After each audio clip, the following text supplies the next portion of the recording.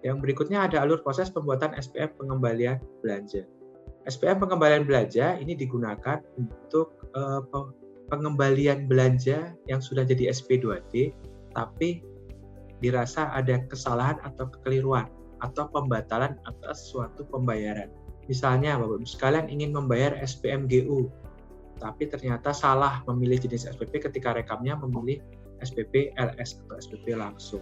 Nah, maka uang yang sudah masuk ke rekening itu harus dikembalikan karena tidak sesuai. Jadi niatnya untuk GU, tapi ketika membuat SPP salah memilih jenis SPM LS. Nah, itu prosesnya. Nanti Bapak-Ibu sekalian harus merekam surat setoran pengembalian belanja di modul bendahara. Jadi setelah merekam surat setoran pengembalian belanja di modul bendahara, maka operator sakti di modul pembayaran mulai merekam atau menginput SPM pengembalian belanja. Kemudian dilakukan pencetakan, kemudian KPA sebagai PPSPM, ya. Jadi dalam hal ini approver-nya bukan PPSPM tapi adalah KPA. KPA karena sebagai penanggung jawab atas pagu, ya. Nanti KPA-nya menyetujui SPM pengembalian belanja tersebut. Nah, ketika KPA sudah menyetujui SPM pengembalian belanja tersebut, maka otomatis pagunya yang sudah digunakan tadi akan kembali masuk ke data pagu Bapak-Ibu sekalian. Sebagai catatan, SPM pengembalian belanja ini tidak perlu disampaikan ke KPPM. Prosesnya hanya berhenti sampai KPA menyetujui SPM pengembalian belanja tersebut. Yang berikutnya terkait dengan alur proses pembuatan SPM GUP. Ini kita mulai dari modul komitmen, ya, operator modul komitmen. Ya. Apabila pembelian atau transaksi tersebut menggunakan akun yang menghasilkan barang, aset atau persediaan, maka harus direkam, ya, BAST UP terlebih dahulu. Nah, nantinya setelah direkam BAST UP di modul komitmen oleh operator modul komitmen, Bapak Ibu sekalian bisa merekam SPBY, ya, di modul pembayaran dengan mengambil data BAST UP yang sudah direkam sebelumnya. Namun apabila transaksi tersebut tidak menghasilkan aset atau persediaan, tidak menggunakan akun 53 atau akun persediaan, Bapak Ibu sekalian bisa langsung merekam SPBY tanpa merekam BAST UP terlebih dahulu. Nah, nantinya PPK akan menyetujui SPBY tersebut. Nah, kemudian di modul bendahara bisa merekam kwitansi berdasarkan SPBY yang sudah disetujui tersebut. Ya. Dengan catatan SPBY-nya harus divalidasi atau disetujui oleh PPK. Jadi nanti ketika rekam kwitansi akan muncul pilihan SPBY yang sudah disetujui atau sudah divalidasi oleh PPK. Kemudian nanti setelah merekam kwitansi, Bapak Ibu sekalian bisa merekam atau membuat DRPP. Nah, nantinya modul pembayaran akan merekam SPP dengan mengambil data DRPP yang sudah direkam sebelumnya. Jadi tidak perlu input ulang. Jadi ketika DRPP sudah direkam, maka ketika merekam SPP GUP, otomatis data DRPP tersebut akan muncul, ya. Sehingga tinggal dipilih saja, otomatis akan terisi semuanya datanya. Kemudian dilanjutkan proses seperti biasa, ya. Dilanjutkan dengan setuju SPP, membuat ADK SPP, mencetak SPM, kemudian setuju SPM, kemudian membuat ADK SPM, dan dilanjutkan proses SPM-nya sampai dengan menjadi SP2D dan diakhiri dengan mencatat SP2D di aplikasi SAP. Atas kwitansi yang sudah diterbitkan oleh bendahara tersebut, operator modul bendahara juga melakukan pungutan pajak, kemudian melakukan penyetoran pungutan, ya, kemudian melakukan pencatatan NTPN atau mencatat setoran yang sudah setor sebelumnya.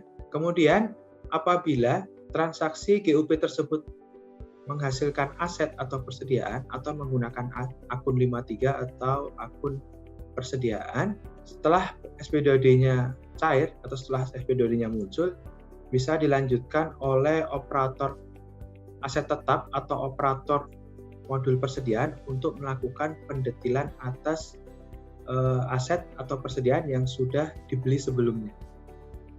Nah, yang berikutnya ada alur proses kartu kredit pemerintah. Ini dimulai dari perekaman penerimaan barang jasa KKP di operator sakti modul komitmen, ya, BAST KKP namanya. Jadi setelah direkam bisa langsung didetailkan ya di modul aset atau di modul persediaan. Kemudian berdasarkan BAST KKP yang sudah direkam tadi, Bapak Ibu sekalian bisa mulai merekam SPP GUP KKP ya. Jadi ketika merekam SPP GUP KKP-nya tinggal memilih BAST KKP yang sudah direkam sebelumnya. Kemudian langkah berikutnya masih sama ya, dilanjutkan dengan setuju SPP oleh PPK, kemudian membuat ADK SPP oleh PPK, kemudian melakukan cetak SPM oleh PPSPM, kemudian 7 SPM, membuat ADK SPM, dan diproses SPM KKP tersebut di KPPN untuk diterbitkan SP2D.